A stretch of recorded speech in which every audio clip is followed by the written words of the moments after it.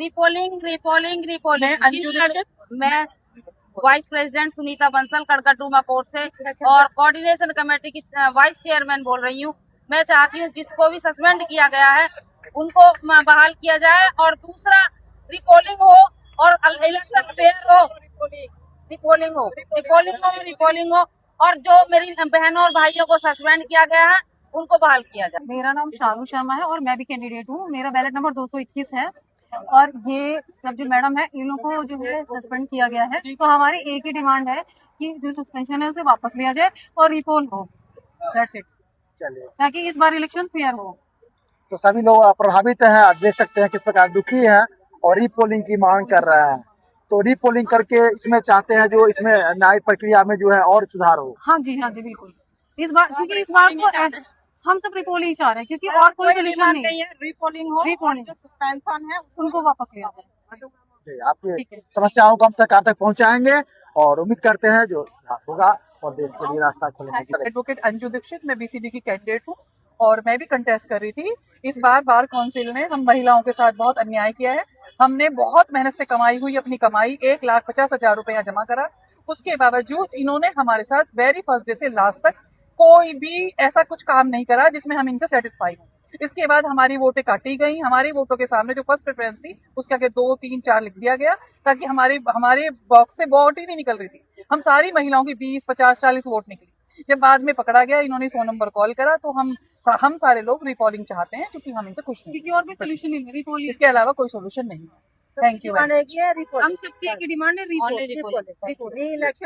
तो इस समय हम दिल्ली हाई कोर्ट में हैं और यहाँ देखा आपको बताया जा रहा था किस प्रकार यहाँ पर इनके चीजों को मैनिपुलेट किया गया, उनको प्रभावित किया गया, क्या कुछ हुआ है आज हम जानते हैं इन अधिवक्ताओं से जो हमेशा से समाज की कानून को देख रेख करते हैं, उनको संरक्षण प्रदान करते हैं, उनको कानूनी सहायता प्रदान करते हैं।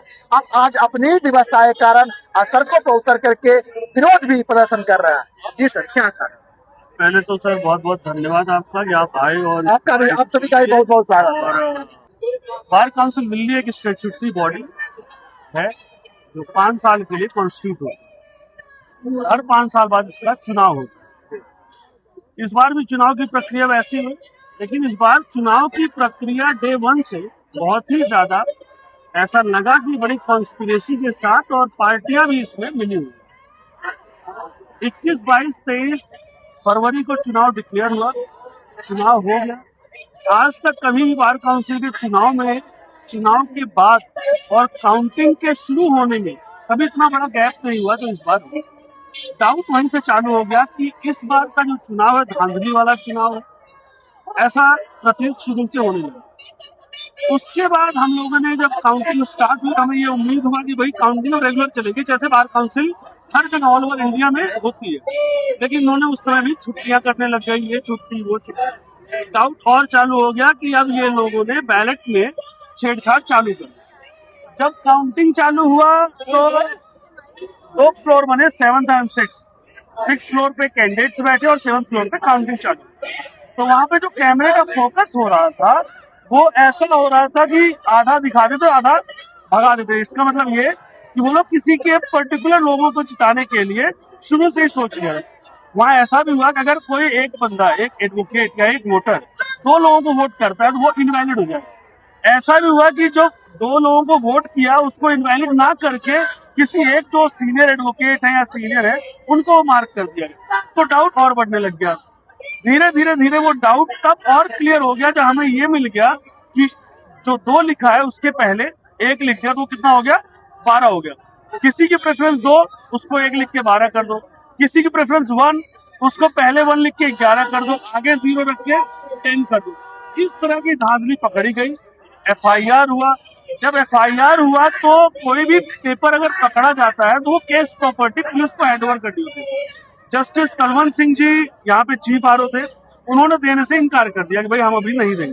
तो वहीं से लॉ ब्रेक करना चालू हो गया। तो हमने इसकी डिमांड करी कि जो भी आप लोग कर रहे हो ये गलत कर रहे हो, और उसी डिमांड को पूरा करने के लिए कि जो पूरा प्रोसेस हुआ है ये इन्फ्लुएंशियल है, किसी ना किसी के प्रेशर में हुआ है, हम इसको कैंसिल कराना चाहते हैं और इसको रीपोल की मांग करते हैं कि वकीलों का चुनाव, जो देश वकीलों की आजादी में भी सबसे ज्यादा वकीलों ने अपना योगदान दिया, उसके बाद कैबिनेट में भी सबसे ज्यादा एडवोकेट्स रहे। देश को वकील देखता है और देश वकील को देखता है कि हमारे लिए न्याय करेंगे, इसलिए कोर्ट और कानून बना हुआ है। We are the officer of the court, और जो जज होते हैं वो प्रिसाइडिंग ऑफिसर होते हैं।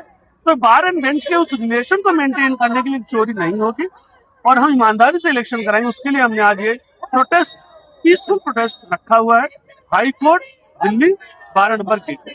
ये पूरा प्रोसेस है और डिमांड हमारी रीपोलिंग। देखिए आज किस प्रकार से हमारे देश की जनता सुनती होगी जो इलेक्शन के दौरान, चुनाव के दौरान धांधली हो रही है। आज किस प्रकार देख सकते हैं आप कोर्ट के अंदर भी जो चुनाव होते हैं, जो उनकी प्रोसेस है बार काउंसिल की, उसके अंदर भी कितनी बड़ी धांधली की खबर आ रही है और ये व्यवस्थाएं बता रहे हैं। जी मैम बताइए। सर्वप्रथम तो आपका स्वागत करता हूँ। आपका भी बहुत बहुत धन्यवाद है। मैं जुनाली विश्वास हूँ। मेरी बैलेट नंबर 181। मैं बीसीडी का कैंडिडेट, मैं भी कॉन्टेस्ट किया था, बीसीडी का कैंडिडेट कॉन्टेस्ट किया था। लेकिन इस चुनाव में इतना धांधली हुई है, आज शायद इससे पहले को भी ऐसा नहीं हुआ हो। इतिहास में पहली बार लोग वकील जो है सड़क पर उतरने के लिए मजबूर हो गया। आप समझ सकते हैं तो किस तरीके से वकील इतना जल्दी सड़क पर नहीं उतरते हैं, लेकिन यहाँ पे इतनी बड़ी तादाद में जो वकील आज सड़क पर उतरने के लिए मजबूर हुआ, ये सब उन लोगों की ही कृपा होगी, क्योंकि इन लोगों ने जो धांधली किया है, बेईमानी किया है, उसके खिलाफ आवाज उठाने के लिए आज जो हजारों संख्या में आए हैं, वो सरकार का लाखों संख्या में आए हैं। लेकिन अभी भी जो है कमेटी अपना पकड़ में ये बैठे हुए हैं, इन लोगों रिकाउंटिंग करेंगे और नए कमेटी गठित कर रहे हैं। लेकिन ये सब नहीं होना चाहिए, क्योंकि हर कोई यही चाहते हैं कि ये एक 10 कैंडिडेट का या 221 कैंडिडेट का जीवन का सवाल नहीं है। ये लाखों वकीलों के साथ धांधली हुई है, जिन्होंने वोट दिया है विश्वास करके, उनका भी वोट जो है वो करके गया है, सीटिंग हुआ है, उनके साथ भी सीटिंग हुआ है। आज नहीं तो कल उनको समझ में आएगी। और ये धांधली करके जो बेईमानी करके जो कमेटी गठित होके जाएंगे, ये लोग आगे चल के वकीलों का वेलफेयर के लिए कोई कार्य अच्छा से नहीं कर पाएगा। इस वजह से जो रीपोलिंग हो, साफ सुथरा कमेटी आए, वकीलों के हित में, हमारे वेलफेयर के हित में काम करे, यही हमारा ये है। हमारा डिमांड यही है कि रीपोलिंग हो, रीपोलिंग हो, रीपोलिंग हो। काफी सारी धांधलियां हुई है, उसको लेकर के ये सभी चाहते हैं रीपोलिंग हो, ट्रांसपेरेंसी से, पारदर्शिता के साथ सब चीजें व्यक्त हो। मैंने सुना मैम जो कई सारी चीजें आपस में कंट्रोवर्सी भी हुई, जैसे मारापीट की भी खबर आ रही है। एक्चुअली मारापीट नहीं हो रहे थे। उस दिन क्या हुआ कि काउंटिंग जब इन्होंने जबरदस्ती काउंटिंग स्टार्ट करने की कोशिश की, तो जो कैंडिडेट्स प्रोटेस्ट करने वाले, उन्होंने बड़ा रिक्वेस्ट किया था कि हमने कमेटी में दूलिया कमेटी है, हाई पावर कमेटी, जो वकीलों के उसके चुनाव के लिए गठित किया गया है न्याय के लिए। तो वहाँ पे हम लोगों ने रिप्रेजेंटेशन ऑलरेडी फाइल कर चुके हैं और उनके ऑर्डर तक आप लोग रुक जाइए, लेकिन उन्होंने बदतमीजी की, वो रुकना नहीं चाह रहे थे और वो कह रहे थे कि हम किसी भी तरीके से, और बहुत ज्यादा सेना ऐसा बुला लिया और किसी भी तरीके से रिकाउंटिंग कराएंगे। और इस वजह से जो है जो प्रोटेस्ट कर रहे थे वकील लोग जो है अपना सेफ्टी के लिए थोड़ा बहुत जो है ऐसा ही धक्का मुक्की हो गया था। लेकिन इसी को करना जरूरी था, क्यों काउंटिंग उन लोगों का नहीं होने देना ही मकसद था। बाकी इन लोगों को ठेस पहुंचाना या उनके ऊपर हमारा कोई ये नहीं था।